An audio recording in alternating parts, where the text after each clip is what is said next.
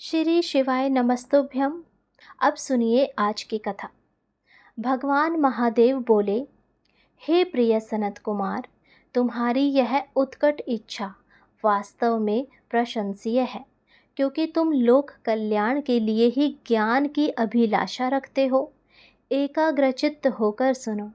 मैं तुम्हें श्रावण मास के 16वें अध्याय की कथा को विस्तार से सुनाता हूँ, ताकि तुम इसके गहरे अर्थों को समझ सको और दूसरों को भी इसका लाभ मिल सके।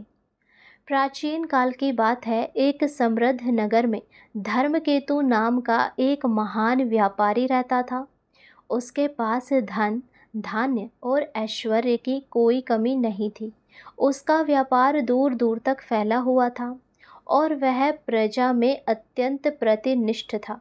उसके यहाँ हर प्रकार की सुख सुविधा मौजूद थी, किंतु एक बात थी जो उसे हमेशा चिंतित करती रहती थी।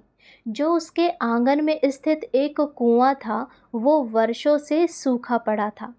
एक बूंद भी जल उसमें नहीं आता था। उसने अनेक ज्योतिषों से सलाह ली, अनेकों उपाय किए, यहाँ तक कि कई बार भारी धन व्यय करके उस कुएं को गहरा भी खुदवाया, पर सब व्यर्थ हुआ। कुआं ज्यों का त्यों सूखा ही रहता था। यह न केवल उसके परिवार के लिए बल्कि उसके पड़ोसियों और गांव वालों के लिए भी एक बड़ी समस्या थी, क्योंकि उस क्षेत्र में जल का यह एकमात्र स्रोत था। एक दिन धर्मकेतु गहन चिंता में डूबा अपने शयन कक्ष में था। तभी उसे एक विचित्र स्वप्न आया। स्वप्न में उसे एक दिव्य पुरुष दिखाई दिए, जिनके मुख पर तेज था। वह दिव्य पुरुष जो जल देवता ही थे। वो बोले, हे धर्मकेतु, तुम्हारे कुएं की यह समस्या सामान्य नहीं है। यह तभी दूर होगी जब तुम अपने सबसे प्रिय और अमूल्य वस्तु का बलिदान दोगे। तुम्हारे कुएं को भरने के लिए तुम्हारे इकलौते पोते का बलिदान आवश्यक है। यह सुनकर धर्मकेतु की नींद टूट गई। वह पसीने से तरबतर था। उसे समझ नहीं आया कि यह कैसा अनर्थकारी स्वप्न था। उसका पोता, उसका प्राण प्रिय, उसके बुढ़ापे का सहारा, यह कैसे संभव था। अगले दिन सुबह धर्मकेतु ने कांपते हाथों से यह बात अपने पुत्र सुधर्म और पुत्रवधू सुशीला को बताई। सुधर्म ने जब यह सुना तो पहले तो वह भी स्तब्ध रह गया। अपने पुत्र के बलिदान की बात, यह कल्पना भी असहनीय थी। परंतु सुधर्म अपने पिता के समान ही धर्मपरायण और दूरदर्शी था। उसने विचार किया कि यदि उसके पुत्र के बलिदान से पूरे गांव की प्यास बुझती है तो यह एक महान पुण्य का कार्य होगा। उसने अपने व्यक्तिगत मोह को त्याग कर लोक कल्याण को प्राथमिकता देने का कठिन निर्णय लिया। उसने दृढ़ता से कहा, पिताजी, यदि ऐसा करने से हमारे कुएं में जल आ जाता है और अनेकों की प्यास बुझती है, तो मैं अपने पुत्र को समर्पित करने के लिए तैयार हूँ।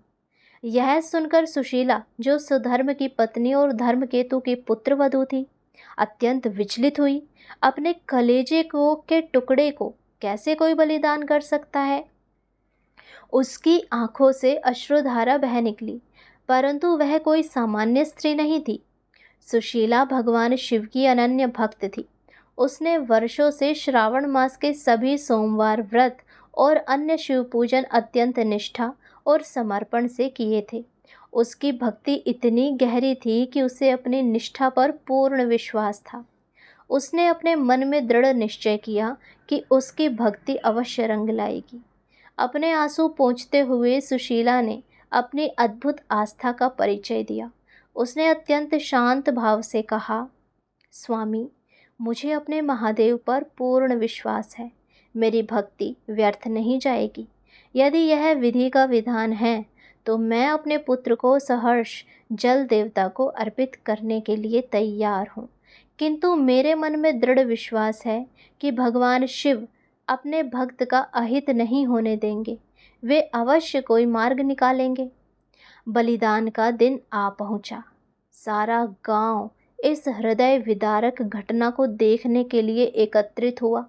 सुशीला ने अपने पुत्र को स्नान कराया, उसे नए वस्त्र पहनाए और चंदन का तिलक लगाया। उसके हृदय में मातृत्व का दर्द था, पर उसकी आस्था का बल उससे कहीं अधिक था। जैसे ही बलिदान की प्रक्रिया आरंभ हुई और पुत्र को कुएं के पास ले जाया गया, सुशीला ने आंखें बंद कर ली और अपने इष्ट देव भगवान शिव का स्मरण करने लगी।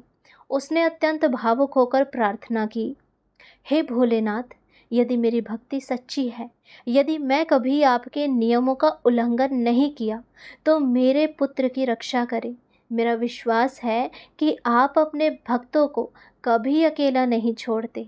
और फिर वही हुआ जिसकी किसी को उम्मीद नहीं थी। एक अभूतपूर्व चमत्कार घटा। जैसे ही बालक को कुएं में अर्पित करने का क्षण आया, कुएं के भीतर से अचानक प्रचंड वेग से जल की धारा फूट पड़ी।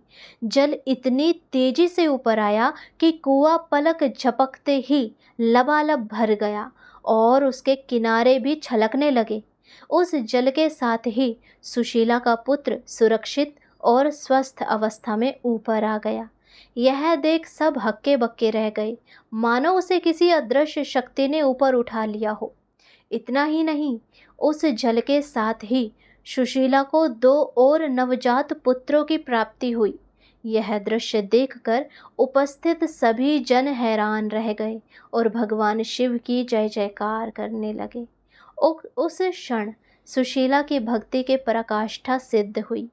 उसकी अविचल श्रद्धा और श्रावण मास के व्रतों के पुण्य प्रभाव से न केवल उसका मातृप्राय पुत्र जीवित हुआ, बल्कि उसके वंश को 2 और पुत्रों का आशीर्वाद मिला और वर्षों से सूखा कुआं भी जल से परिपूर्ण हो गया, जिससे पूरे गांव की प्यास बुझ गई।